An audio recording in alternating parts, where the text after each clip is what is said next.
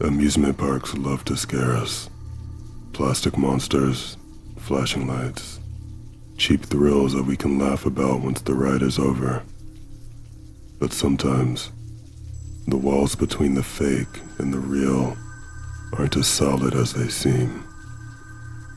This is the second story in our Amusement Park Horror series. They shut down the ride after I found out what was inside. I'm Nick's Valentine. Let's begin. I used to work the late shift at a small amusement park that tried way too hard to be spooky. The whole place had this dusty Halloween aesthetic, like a year-round haunted hayride. Fake cobwebs, dim lighting, cheesy monster statues, more off-putting than scary. But the pay was decent, and I needed the hours, so who am I to complain? I ran a ride called The Crypt Keeper's Curse. Think of a knockoff haunted mansion, but way less functional. It was a slow-moving cart ride through a dark building with rubber skeletons, strobe lights, and a soundtrack that sounded like it was made in a basement by a college student. Half of the animatronics didn't work. The kids liked it though, probably because it was the only ride where teenagers could make out in the dark. The point of me writing this starts with a smell.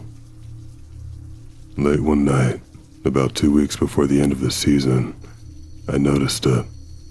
Something foul near the back of the ride. Behind the third scene where a mechanical ghoul pops out of a fake coffin.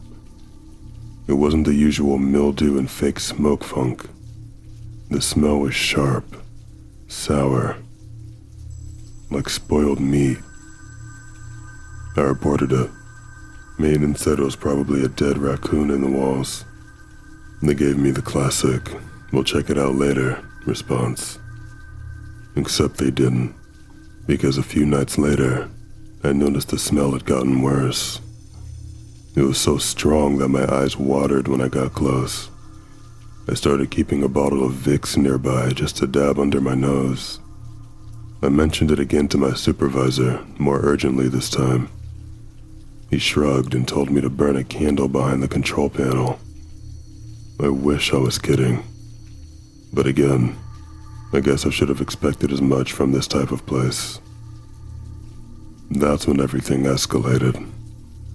The guests started complaining. Not about the smell, though some did, but about hearing weird noises during the ride. One lady said she heard crying. A kid told his mom he saw someone real hiding behind the props. We brushed it off as part of the illusion.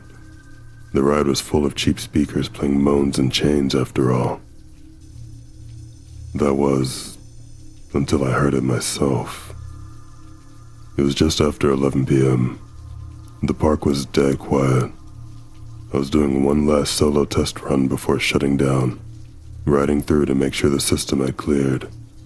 I had my flashlight with me just in case.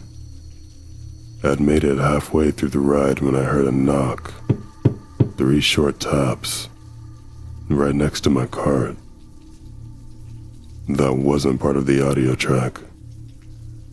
Then, I heard a broken whisper. "Help me." I stopped the car manually. My heart was pounding. I aimed the flashlight towards the sound. I saw nothing. Just a heap of broken props.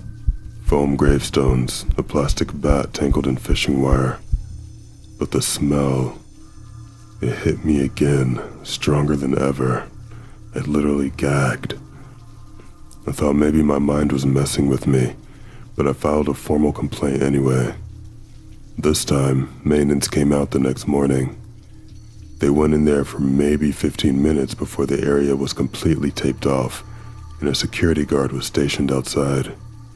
What they told us was that the ride was closed for renovations. That night, I snuck around after my shift. I wanted to know what exactly was going on. I needed to, considering I started this.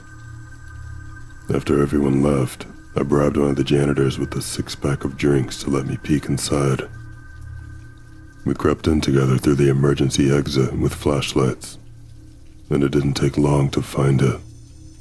An access hatch behind the fake coffin.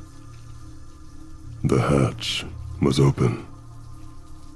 Inside was a crawl space, low ceiling, dirt floor, and in that cramped space, wrapped in a mildew-stained sleeping bag, was the body of a teenage girl.